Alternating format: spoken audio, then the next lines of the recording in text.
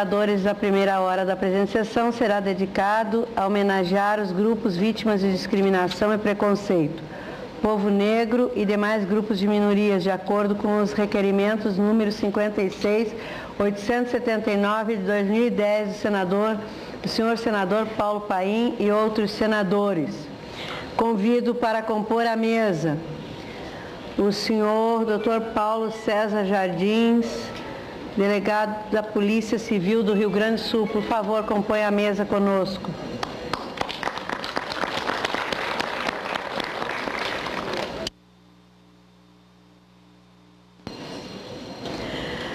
Convido para usar da palavra, neste momento, o doutor Paulo César Jardins, delegado da Polícia Civil do Rio Grande do Sul. Doutor Paulo César Jardins, por favor, use da palavra. Na tribuna.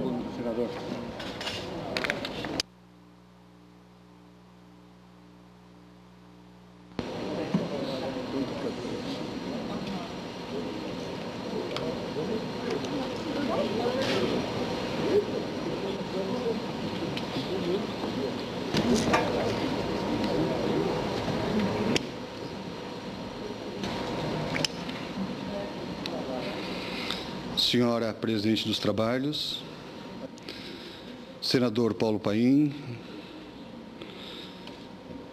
senhores senadores, autoridades presentes, convidados presentes, eu gostaria de fazer uma saudação especial também ao nosso eterno deputado federal e presidente da Associação dos Delegados de Polícia do Rio Grande do Sul, o deputado Wilson Miller, que se encontra presente. Senhora Presidente, na Polícia Civil do Rio Grande do Sul, há aproximadamente 8 anos, vem tratando no seu dia a dia, através de um grupo de trabalho, de combate ao neonazismo e especificamente a um grupo nacional socialista.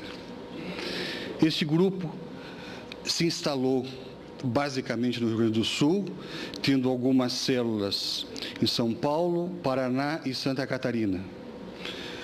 Grupo este que, em função de inúmeros contatos e permanente vivenciamento nosso, da Polícia Civil do Rio Grande do Sul, com a Polícia do Paraná, de Santa Catarina e com a Polícia de São Paulo, o pessoal do DEGRADE, nós conseguimos evoluir neste trabalho.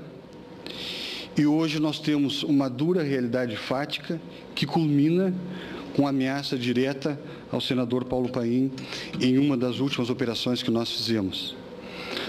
Mas cabe registrar que aproximadamente 8 anos, até para situar os senhores, o Movimento de Justiça e Direitos Humanos do Rio Grande do Sul, presidido pelo Dr.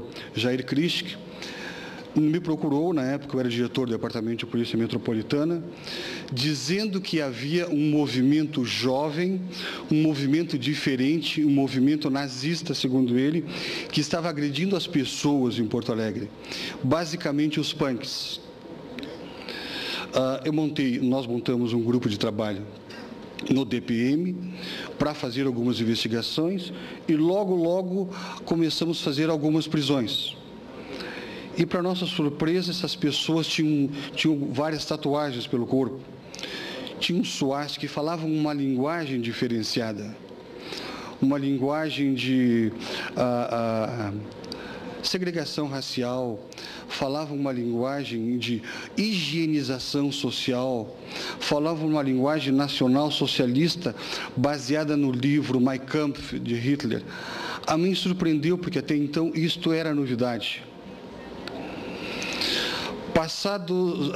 Depois de ir em algumas prisões, alguns termos circunstanciados, porque os delitos eram de menor poder ofensivo, passado este período, em 2005, que me parece é um marco nacional aqui no Brasil, quando o mundo inteiro comemorava os 60 anos do fim do Holocausto, nós tivemos a primeira grande manifestação neonazista em Porto Alegre. Na Rua Leme Silva, um grupo de jovens judeus estavam num bar em em Porto Alegre, quando foram violentamente agredidos por 12 neonazis. Mais conhecidos na época, nós não tínhamos essa definição de que o que seria isso, neonazi, como funcionariam essas células, de um movimento chamado White Power Soul Skin, White Branco Power Força Sul, porque abrange todo o sul do Brasil, Paraná, Santa Catarina e Rio Grande do Sul. Eles englobam inclusive São Paulo, mas São Paulo ainda há uma tendência mais diversificada nesse posicionamento deste pessoal. Ali sim, eles marcaram presença dizendo o seguinte: enquanto vocês comemoram 60 anos do fim do Holocausto, nós queremos mostrar que estamos presentes e nós existimos. E eles fizeram o primeiro massacre. Muitas pessoas, muitos jovens foram literalmente massacrados, judiados, em função da sua etnia ou da sua raça. Eram judeus. A partir daí, nós começamos a estudar, a aprender sobre o neonazismo. Nós tivemos que desenvolver alguns trabalhos de pesquisa, principalmente em relação à Segunda Guerra Mundial. Fomos entender quem era Hitler, qual era o pensamento, qual a origem esotérica e espiritualista do movimento hitlerista. Aí nós chegamos até, e aquelas pessoas que tiveram oportunidade de ler alguma coisa sobre Helena Blavatsky, chegamos a descobrir que em 1988, Helena Blavatsky, uma grande pensadora que criou a linha da teosofia, eu me obriguei a fazer um curso de teosofia para entender esse pensamento, entender a raiz do neonazismo, entender a raiz hitlerista. Segundo Blavatsky, no final de 1988, por aí, ela teria feito uma grande viagem ao Tibete e lá teria feito uma viagem ao astral e teria encontrado um ser superior. Cada um tem um apelido que dá seu superior, Deus, Deva, enfim. E esse ser superior para ela teria dito que o mundo era composto de 7 dimensões, ou sete ondas. Ela usou muito a expressão onda. E que esta segunda onda seria Ariana, uma onda pela qual o mundo viveria com extrema beleza, extrema igualdade, com extrema bondade, com extrema simplicidade na convivência entre as pessoas. E foi baseado nesse pensamento de Blavatsky que algumas pessoas, principalmente aqueles que davam os fundamentos esotéricos a Hitler, venderam para ele essa ideia, e ele, através da obra Mein Kampf, que é conhecido de muitas pessoas, imagino que alguns senhores já possam ter lido, implantou o seu pensamento. Só que ele inverteu muitos dos posicionamentos de Blavatsky e mais. Ele chegou ao ponto de inverter, inclusive, o símbolo mais importante católico da época, que era a atual suástica. A atual suástica, na sua forma original, ela é invertida. É um símbolo religioso de amor, de solidariedade e, acima de tudo, de compaixão ao próximo. Esse símbolo foi invertido. Lembro os senhores, inclusive, é importante fazer esse registro, que na Alemanha, num determinado momento, durante a Segunda Guerra Mundial, foi criada uma religião hitlerista. Lembro aos senhores que as igrejas, as cruzes, os crucifixos eram tirados de cima das igrejas e colocada a suástica. Nós temos hoje, se os senhores pesquisarem, a oração ao grande Pai Branco, que é Hitler, né? Ó grande Pai Branco, poderoso Senhor, que nos dá o pão, nos liberta dos males, acima de tudo, do inimigo, enfim. Vejam como ficou enraizado esse sentimento. Transportando para os dias atuais, para a década de 30, lá no início da preparação da Segunda Guerra Mundial, nós sabemos, e os senhores que estudaram história vão lembrar, que nós tivemos o Partido Nacional Socialista, o nacionalismo esse que é pregado por esse pessoal, de uma forma muito forte no sul do Brasil, faz parte da raiz nossa. Em Porto Alegre, eu tenho inúmeras fotografias, e eu não sei se o Roger está passando aqui.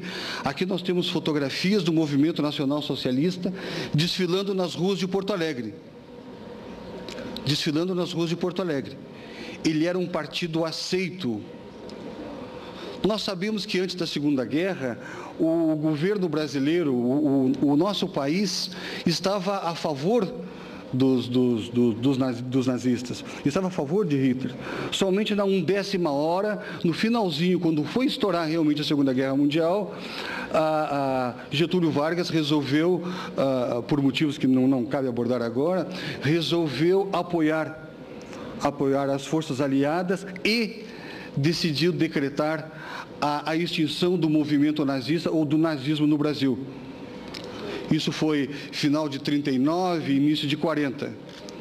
Mas lembram os senhores que logo depois, Plínio Salgado, que foi um senador, um político muito conhecido na nossa história, ele criou o Partido Integralista com os mesmos fundamentos do nazismo.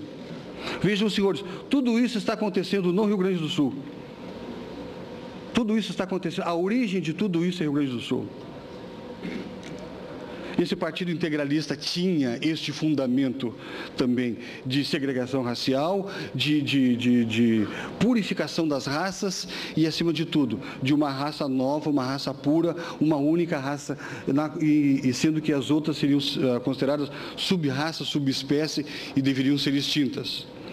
Eu lembro ainda nessa passagem histórica que no final da Segunda Guerra Mundial, os oficiais alemães todos se refugiaram aonde? Na Argentina, aqui no lado, no sul do Brasil. Por isso essas raízes, por isso este fundamento todo, o porquê desse movimento neonazi ser tão forte no sul do Brasil, ser um movimento tão enraizado, porque já fazia parte da nossa estrutura. A suástica